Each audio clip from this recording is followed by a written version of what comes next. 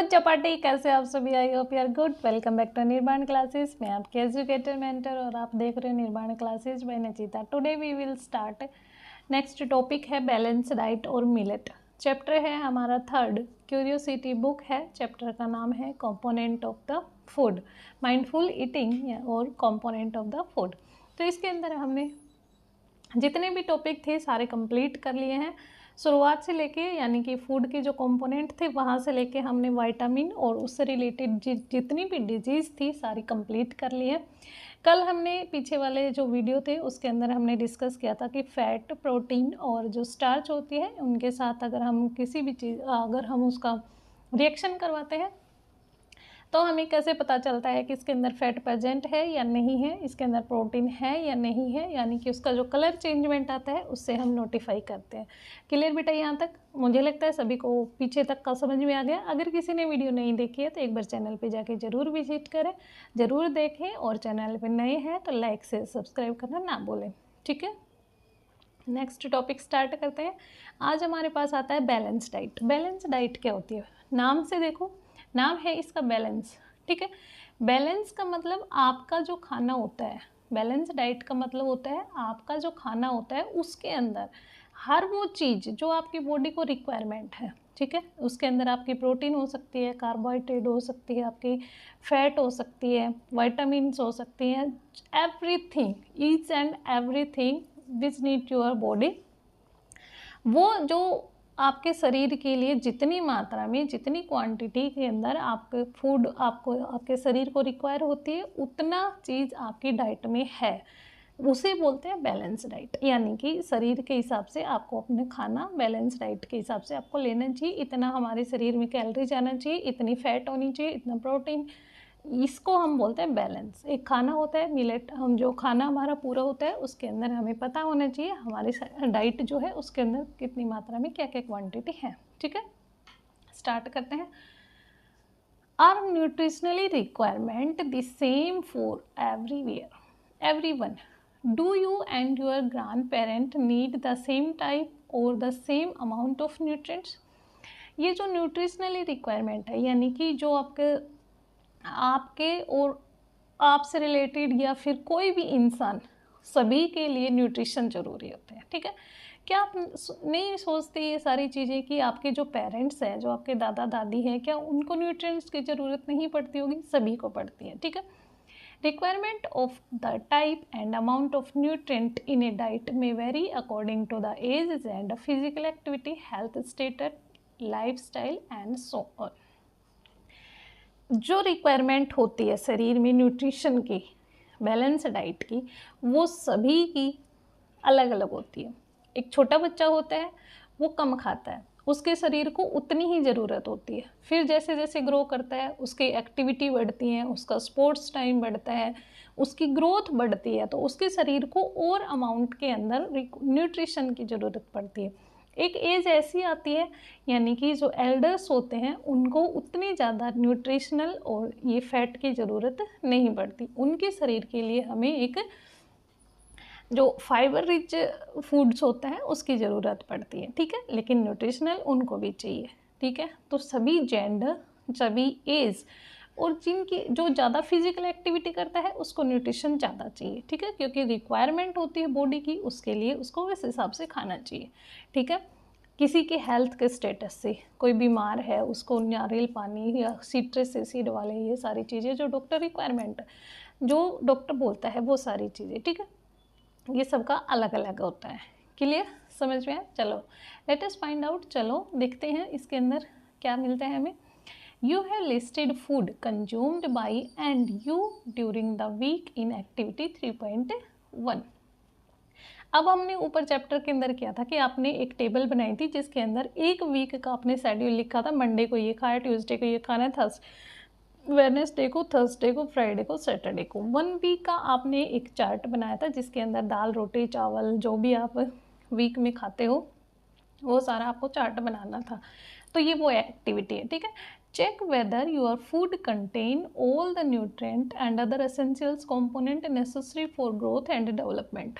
आपको क्या करना है, आपका जो चार्ट है, आप जल्दी से अपनी बुक का पेज पलटो, पीछे जाके वो चार्ट देखो जो आपने फिलअप किया है। मंडे को क्या कहा, ट्यूसडे को क्या कहा, थर्सडे, फ्राइडे, सैटरडे, जो भी, वेडनेसडे, ठीक है। तो इसने बताया कि आपको अपने फूड चार्ट के अंदर देखना है कि क्या आपने जो फूड उसके अंदर फिलअप किया है, क्या आप फूड जो लेते हो, जो आप खाते हो, उस फूड के अंदर जो आपकी बॉडी को रिक्वायरमेंट है, आपकी ग्रोथ के लिए ज़रूरी है, आपकी डेवलपमेंट के लिए ज़रूरी है, जितना भी आपके शरीर के लिए नेसेसरी एलिमेंट्स होते हैं या फिर एसेंशियल्स कंपोनेंट होते हैं, क्या आपके फूड चार्ट के अंदर वो सभी प्रेजेंट हैं, ठीक है। इतना इसके अंदर किया गया, ठीक है। चलो, इफ़ नॉट, अगर नहीं है, चेक विच न्यूट्रिएंट्स और other food component need to be added. अगर आपके फूड चार्ट में वो सारी चीज़ें नहीं हैं तो आपको क्या करना है, उनको अपनी फूड चार्ट के अंदर ऐड करना है ताकि आपके शरीर को न्यूट्रिएंट्स प्राप्त मात्रा में मिल सके, ठीक है। क्लियर है यहाँ तक? चलो, a diet that has all essentials nutrient roughage and waters in the right amount for proper growth and development of body is known as balanced diet। अब देखो, बैलेंस डाइट की डेफिनेशन दे रखी है। हमने तो बताया कि बैलेंस डाइट क्या होती है, लेकिन इसने एक, वो बोलते हैं ना, एक फ्लो में, एक सभी चीज़ों को मेंटेन करके, सभी चीज़ों को सीक्वेंस में लगा के, सभी चीज़ों को एक बराबर रख के फिर इसने एक डेफिनेशन बनाई, ठीक है। ए डाइट, वो डाइट या वो खाना जिसके अंदर जितने भी एसेंशियल्स न्यूट्रिएंट्स होते हैं वो रफेज और वाटर सही अमाउंट के अंदर, right amount for proper growth, यानी कि हमारे शरीर की सही ग्रोथ के लिए, डेवलपमेंट के लिए, हमारी बॉडी की ग्रोथ के लिए जो चीज़ें हमें चाहिए वो सारी चीज़ें हमारी जो डाइट के अंदर होती हैं उसको हम क्या बोलते हैं, बैलेंस डाइट, ठीक है। तो ये बैलेंस डाइट की डेफिनेशन क्लियर हुई। A diet that has all essentials nutrient, all essentials nutrients के अंदर कौन कौन सा बता दिया, रफेज एंड वाटर, और जितने भी कंपोनेंट जो हमारे शरीर की प्रॉपर ग्रोथ और डेवलपमेंट के लिए ज़रूरी होते हैं उसको हम बैलेंस डाइट बोलते हैं। क्लियर बेटा यहाँ तक? चलो, अब आता है पॉइंट हमारे पास, what changes would you make in your diet to make it is balance diet. आप अपनी जो डाइट है उसके अंदर कुछ चेंजमेंट करना चाहोगे? क्या आपको बदलाव की ज़रूरत है? क्या आप जो डाइट लेते हो वो बैलेंस डाइट नहीं है तो check out and added, okay. आपको चेक करनी है कि उसके अंदर क्या नहीं ले रहे हैं हम हमारे शरीर के हिसाब से। आपकी बॉडी पहले सिम्टम्स दिखा शो कर देती है कि आपके शरीर में किस चीज़ की कमी है, तो आपको अपनी बैलेंस डाइट में वो सारी चीज़ें ऐड करनी है और टेक आउट, ठीक है। चलो, नेक्स्ट पॉइंट आता है हमारे पास। नेक्स्ट आता है एक्टिविटी 3.9, लेट अस कंपेयर। अब हमारे पास दो इंग्रेडिएंट दे रखे हैं, यानी कि दो चीज़ें दे रखी हैं, उनमें हमने कंपैरिजन करना है, ठीक है। मान लो कोई भी दो चीज़ है, इसके अंदर हमें दिखाया गया है, एक तो पोटैटो चिप्स है, पोटैटो चिप्स का पैकेट है, दूसरा हमारे पास रोस्टेड चना है, ठीक है।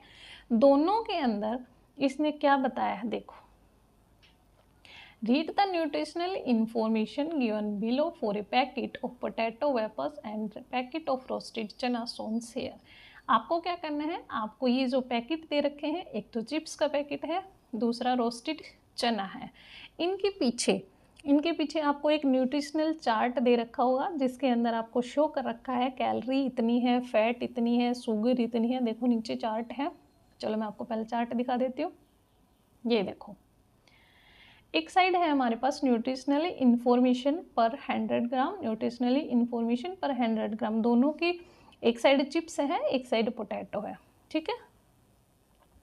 दोनों के अंदर बता रखा है एनर्जी कितनी है, ठीक है।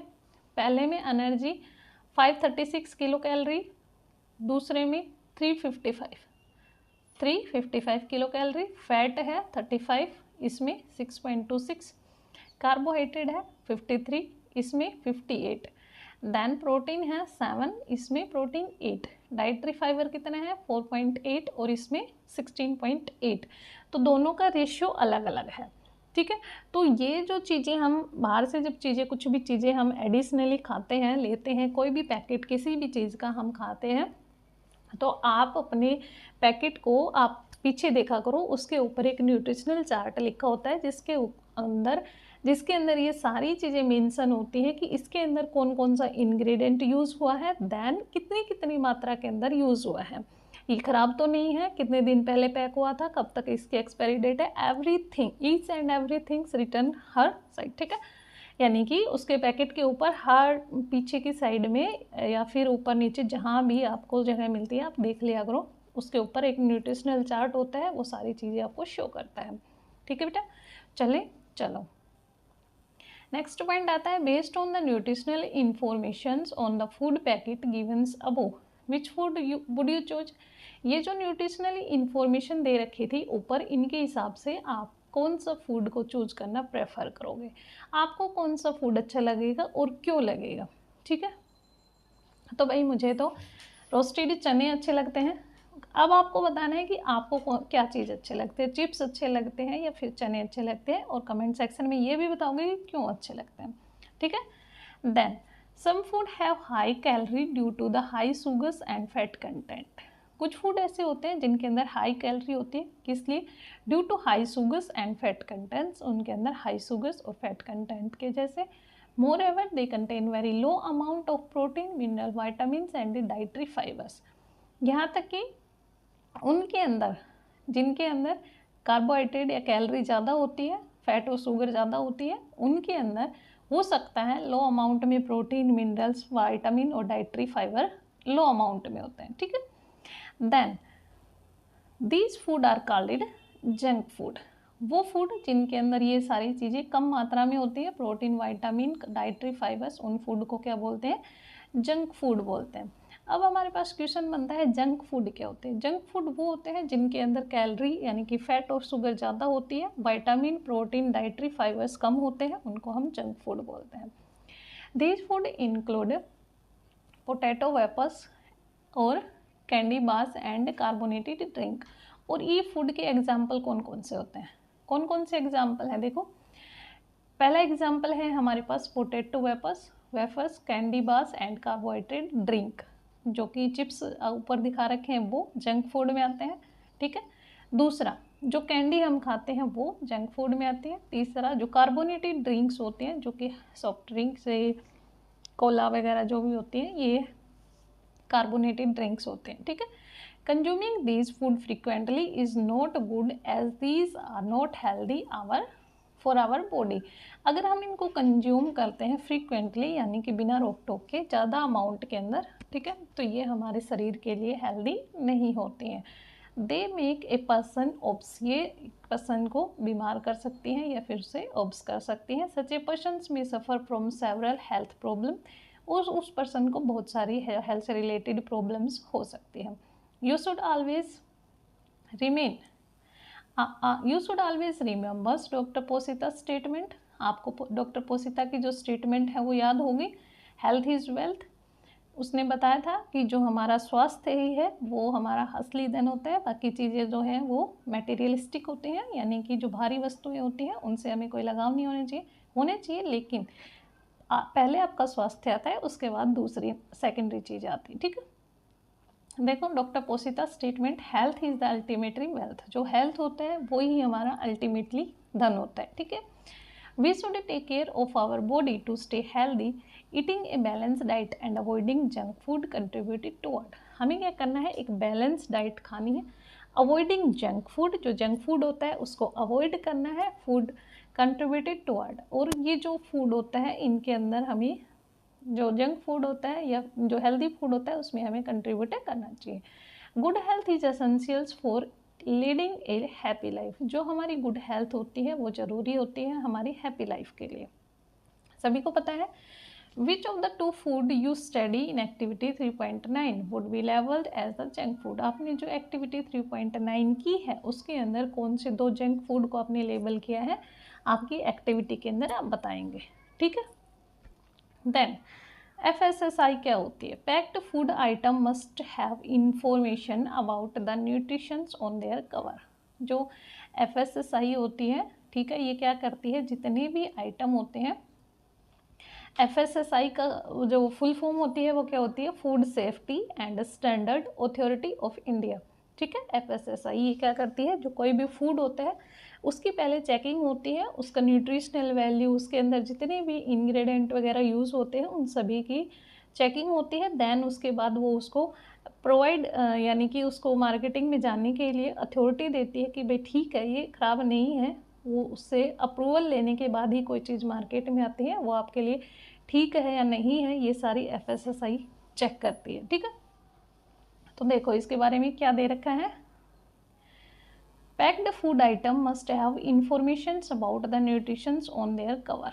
जो पैक्ड आइटम होते हैं उनके, आपने अभी देखा होगा, जो पैक्ड आइटम है उनके पीछे की साइड में न्यूट्रिशनल वैल्यू सारी दे रखी होती है कवर के ऊपर। ठीक है, the information should list the amount of each nutrients. जो इन्फॉर्मेशन होती है वो प्रत्येक न्यूट्रिएंट्स की उसके ऊपर नोट डाउन की जाती है। Some time more nutrients are added to the food during processing, यानी कि fortifications to improve it nutritional quality, यानी कि उसकी क्वालिटी को बढ़ाने के लिए कुछ न्यूट्रिएंट्स जो होते हैं वो उसके अंदर बाद में एडिशनल ऐड किए जाते हैं। Iodised salt and some baby food are examples of fortified food.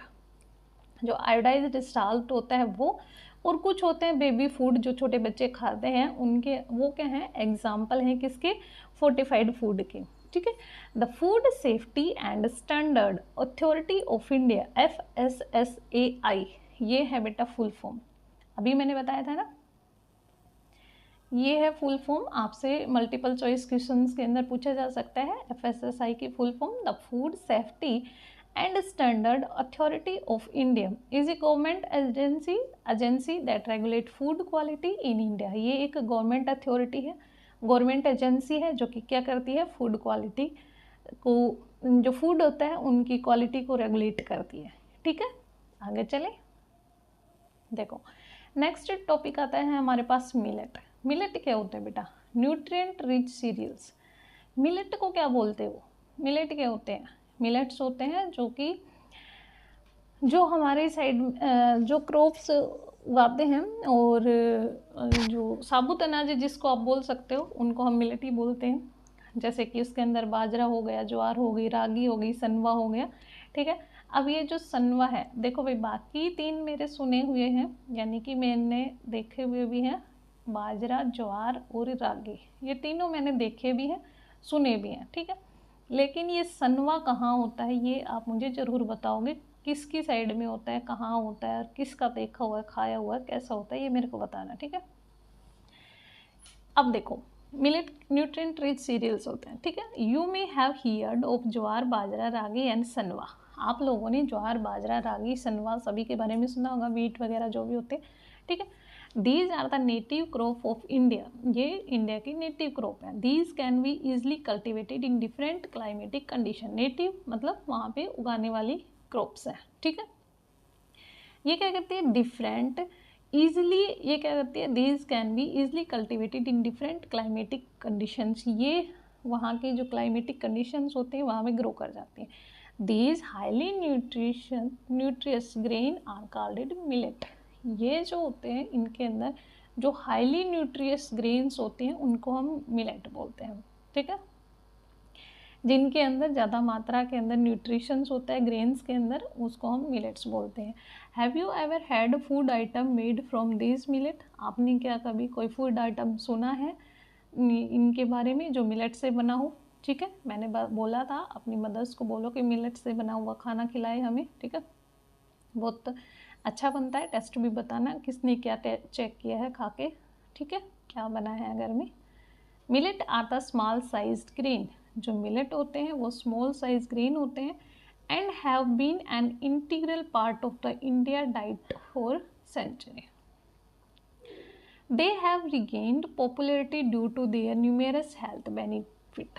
पहले के ज़माने में लोग ये सारी चीज़ें खाते थे, साबुत अनाज बोलते थे। हमारे जो दादी माँ हैं वो पहले क्या करते थे, साबुत अनाज का ज़्यादा खाते थे। ठीक है, फिर बीच में एक जनरेशन गैप हुआ और लोगों ने क्या किया कि आटा खाना स्टार्ट कर दिया। आटा कौन सा, सबका अलग अलग जगह पे अलग अलग फसल होती है, कोई गेहूं का खाता है, कोई बाजरे का खाता है, कोई मक्का का खाता है, कोई कहाँ क्या का।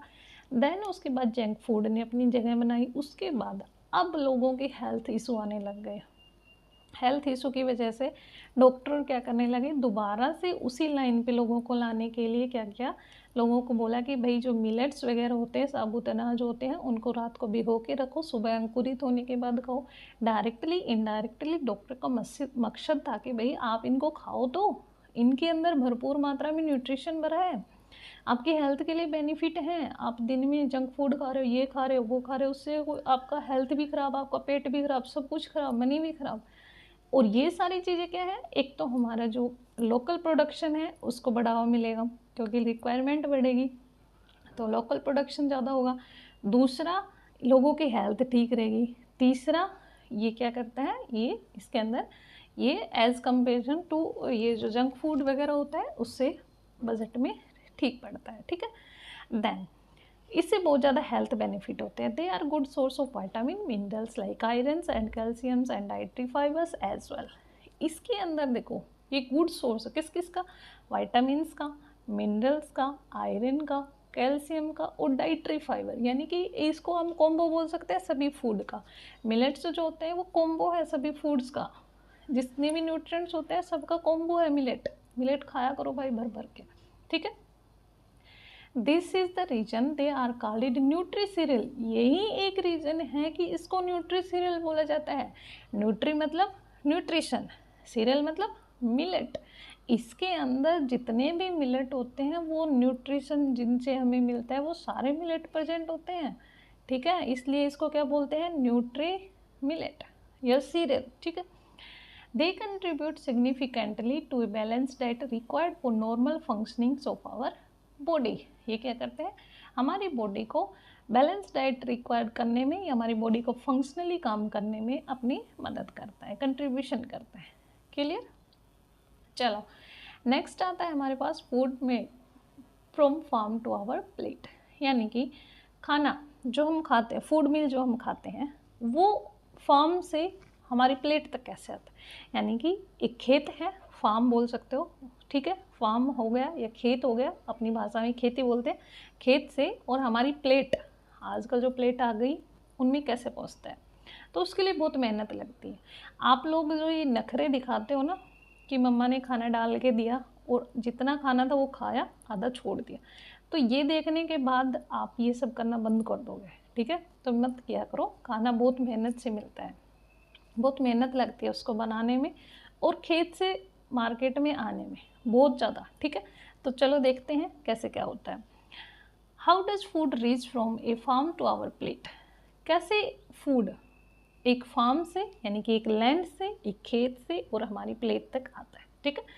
What are the step involve in this process. क्या क्या स्टेप होते हैं इसके अंदर, हम क्या करते हैं, पहले हम बीज बोते हैं, फिर उसके अंदर खाद पानी जो भी मांगता है या फिर वो चाहता है उसके अंदर डालते हैं, फिर वो बड़ा होता है, बड़ा होने के बाद उसकी कटाई करते हैं, कटाई यानी कि उसकी थ्रेशरिंग करते हैं। थ्रेशरिंग क्यों की जाती है, क्योंकि जो सीड होता है वो उसके आउटर में एक सीड कोट होता है, सीड कोट यानी कि एक लेयर होती है, उस लेयर में से बीज को बाहर निकालना होता है, उसके लिए हमें थ्रेशरिंग करनी पड़ती है। थ्रेशर करने के बाद हम लोग उसको स्टोर करते हैं। कैसे करते हैं, जूट के बोरे में करते हैं, ठीक है। सभी ने देखे होंगे लोकल में जिसको बोरी बोलते हो, उसके अंदर स्टोर करने के बाद हम लोग घर पे ले आते हैं। घर पे ले आने के बाद उसको चक्की आटे पे पिसवाते हैं। चक्की आटा क्या करता है, उसको चक्की क्या करती है, उसको महीन पाउडर जैसा बना देती है। पाउडर बनाने के बाद क्या करते हैं, जो सुपरमार्केट वाले होते हैं वो उनका एक सुंदर सा कवर बना के बाहर लिख देते हैं, ये पतंजलि का आटा है, ये आशीर्वाद का आटा है, ये लोकल आटा है, ये वो आटा है, ये वो आटा। आटा वही है जो खेत से आया, नाम अलग अलग है, ठीक है, सबकी अपनी ब्रांड हो गई है, ठीक है, आटा वही है। तो देखो फिर ये सुपरमार्केट से आपके मदर फादर जो भी जाते हैं एक लेके आते हैं, अपना बनाते हैं। क्लियर। आपको तो सिर्फ बना बनाया मिला, लेकिन ये फार्म से कितनी मेहनत लग के आया है ना। जो सबसे ज़्यादा मेहनत लगी है वो किसकी लगी है, वो किसान की लगी है। रेस्पेक्ट फॉर फार्मर्स, ठीक है। Do you know how much time and effort is required to get the wheat flours once seed grain germinated in the farm. क्या आप जानते हो कि कितना टाइम लगता है, कितने एफर्ट लगते हैं, ठीक है, सीड ग्रेन जर्मिनेट करने के बाद फार्म में। Let us look at the figure 3.10 to understand the process making of the chapati that we eat. जो 3.10 का जो फिंगर है उसको समझो, और जो प्रोसेस होती है चपाती बनाने की और जो हम खाते हैं वो अंडरस्टैंड करने की कोशिश करो। चलो पहले हम आपको दिखाते हैं जो है ये डायग्राम। सबसे पहले बीज है, बीज ये हमारा फार्म है, खेत है जिसको बोलते हो, ठीक है। उसके अंदर हमने बीज डाल दिए, बीज डालने के बाद ये बीज हो गए, बीज डालने के बाद ये जर्मिनेट कर गए, जर्मिनेट करने के बाद यहाँ पे किसान क्या करता है, एक ये जो बीज है, बीज के एक सीड कोट होता है, सीड कोट को हटाने के लिए थ्रेशरिंग और विनोविंग करता है ग्रेन की। देन उसके बाद ये जो जूट के बोरे हैं उनके अंदर स्टोर करेगा, ठीक है। स्टोर करने के बाद कहाँ जाएगा, ये जो गेहूं है ये जाया चक्की के ऊपर, चक्की वाले ने क्या किया, इसका महीन पाउडर बना दिया। पाउडर बनने के बाद ये क्या हुआ, ट्रांसपोर्ट हुआ कहाँ पे, शॉप पे, सुपरमार्केट A4 वाले में, ठीक है। जहाँ पे क्या हुआ, इसको एक सुंदर सा पैकेजिंग वगैरह कागज़ लगा दिया, पतंजलि का, आशीर्वाद का, जो भी आप खाते हो, और इसने मार्केटिंग करना स्टार्ट कर दिया। देन आपकी मम्मा जाती है मार्केट में, यहाँ पे ये आपकी मम्मा गई, एक बोरी उठाई, इसने घर ले आई, घर ला के इसने खाना बनाया, चपाती आई, वो आपकी प्लेट में आ गई और वो आपने खा ली, ठीक है। तो ये खाना खाने तक का प्रोसेस नहीं था, ये उगाने से लेके खाने तक का प्रोसेस था, ठीक है। चलो, the entire distance travelled by a bag of wheat or any other food item from the producer to the consumers is known as the food miles. जो पूरी प्रोसेस है, जो पूरी डिस्टेंस ट्रेवल की है, किसने, व्हीट ने, जो उगाने से लेकर, जो प्रोड्यूसर्स होते हैं उनसे लेकर जो कंज्यूमर तक का जो प्रोसेस होता है व्हीट का एक बैग तक पहुंचना, ठीक है, वो सारा प्रोसेस क्या कहलाता है, फूड मिल्स में आता है। Reducing food meal is important because it helps to cut down the cost and pollutions during its transport. It helps support local farmer and also keep our food fresh and the healthy. अब देखो बेटा, आप लोग बोलते हो कि जो other बाहर से जो चीज़ें आती हैं वो क्या करती हैं, उनके ऊपर कॉस्ट लगती है। आप बोलते हो ये महंगा है, महंगा इसलिए होता है क्योंकि वो चीज़ वहाँ, मानो कोई चीज़ हमारे देश में नहीं होती है, ठीक है, और विदेश से अगर हम उसको सप्लाई करते हैं तो वो ट्रांसपोर्ट का जो खर्चा लगेगा वो आपसे ही वसूल किया जाएगा। आपको जो फल मिलेगा, आपको जो फ्रूट्स मिलते हैं उनमें ट्रांसपोर्ट ऐड होता है, उसके बाद आपको मिलते हैं, ठीक है। तो आप सबसे पहले आपको क्या करना है, जो लोकल प्रोडक्शन है, जो आपके यहाँ पे होती है खेती बाड़ी, उसको आप ज़्यादा से ज़्यादा कंज्यूम करो ताकि जो फार्मर्स होते हैं उनको सपोर्ट मिले, और ट्रांसपोर्ट भी कम हो ताकि पोल्यूशन कम हो। पोल्यूशन कम होगा तो इन्वायरमेंट भी सही रहेगा, आपकी सेहत भी हेल्दी रहेगी, आप फूड भी हेल्दी खाते रहोगे, ठीक है। चलो नेक्स्ट पॉइंट क्या था हमारे पास,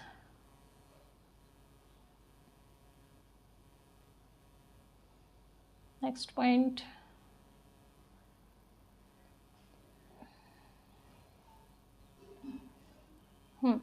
नेक्स्ट पॉइंट आता है, many peoples waste food leaving it unconsumed on their plate. बहुत सारे लोग होते हैं आपके जैसे छोटे छोटे बच्चे जो क्या करते हैं, फूड को वेस्ट कर देते हैं, अपनी प्लेट में छोड़ देते हैं। ये एक बैड हैबिट होती है। कभी भी फूड इतना ही डालो जितना आपको भूख होती है। मम्मा डाल रही है तो बोलो मम्मा इतना ही खाना है, उतनी चपाती लेनी है, फूड को वेस्ट नहीं करते। अब पहले लोग बोलते थे ना, जो दादी माँ बोलती थी कि भाई अनाज का अपमान मत करो, वो इसीलिए बोलती थी। उनको पता है बेटा कितनी मेहनत लगती है खेत में, रात को खड़े होके लोग अंधेरे में खेत में पानी सप्लाई कर रहे हैं, दिन की धूप है, गर्मी है, पसीने आ रहे हैं, हम लोग क्या करते हैं एसी में बैठे हैं, कूलर में बैठे हैं, वो लोग खेतों में काम करते हैं, तो बहुत मेहनत लगती है, ठीक है। One must remember the time and effort put by our farmers and other community members in the getting food from the farm to our plate। बहुत सारी जो कम्युनिटी होती है, जो फार्मर्स होते हैं, उनको बहुत सारे एफर्ट लगाने पड़ते हैं वो जो खाना आप खा रहे हो आपकी प्लेट तक पहुंचाने में, ठीक है। We must take only as much food as we can consume. वो आपको इतना ही फूड डालना चाहिए जितना आपको खाना है, जितना आपको भूख लगी है। It should reduced food wastage, और ये इससे क्या होगा, फूड की वेस्टेज कम हो जाएगी। Try to find the time line for the various process involve the getting the food from the farm to the pallet. क्या कर रहे हैं, आपको टाइम लाइन जो है इस प्रोसेस के अंदर जितनी भी टाइम लगा है, जो फूड है फार्म से प्लेट के अंदर पहुंचा है, वो सारा आपको नोट डाउन करना है, ठीक है। देन लास्ट में जो हमारा चैप्टर ख़त्म होता है वहाँ पे हमें बताता है कि ईट हेल्दी, हमें अच्छा खाना खाना है, शेयर एंड रिस्पेक्ट फूड, जो अपना फूड होता है उसको शेयर करना है, फूड के प्रति रिस्पेक्ट करनी है, स्पोर्ट लोकल प्रोडक्शन। तो आज के जो चैप्टर में हमारा मोरल ऑफ द चैप्टर था वो क्या था, स्पोर्ट लोकल प्रोडक्शन। ठीक है, देन जो क्वेश्चन था वो क्या था, how would eating local food help reduced food miles. हम जो लोकल फूड होता है उसकी वजह से जो फूड उसके अंदर है, how would eating local food help reduced food mile, कैसे जो लोकल प्रोडक्शंस की वजह से हम फूड माइल्स की जो कमी हो रही थी उसको कम कर सकते हैं। ठीक है, तो stay healthy, share and respect food, support local production. आज का चैप्टर हमारा इतना ही था और कल करेंगे हम इसके एनसीईआरटी क्वेश्चन, देन इसकी जो समरी है एक बार क्विक रिवीजन कर लेंगे। ठीक है, चैप्टर कैसा लगा कमेंट सेक्शन में ज़रूर बताएंगे। अगर चैनल पे नए हैं तो लाइक से सब्सक्राइब करना ना भूलें। Bye, take care.